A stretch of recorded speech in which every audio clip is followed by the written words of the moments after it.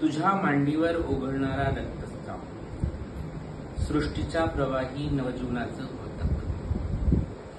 तुझ्या मांडीवर ओघळणारा रक्तस्राव, सृष्टीच्या प्रवाही नवजीवनाचं घोतक, ज्याचा अभिमान वाटायला हवा, पण तोच तुझ्या लज्जेचं डबकं झालाय आणि ते तसं करण्यात यशस्वी झाले.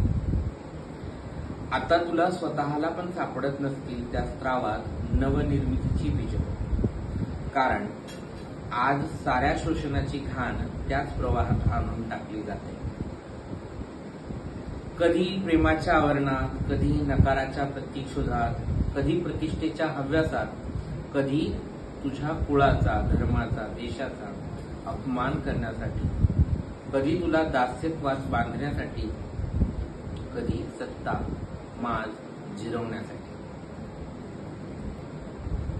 अशा कचरा कुंड्या ज्या राजपथापासून गावकुसाच्या पांगीला पण आहेत, ज्या ऑफिसातल्या केबिन पासून घरातल्या बेडरूम पर्यंत आहेत, तुला मुक्ततेचा भास झाला तरी सजग राहा. मुक्तता सुद्धा त्यांच्या सोयीची दास आहे.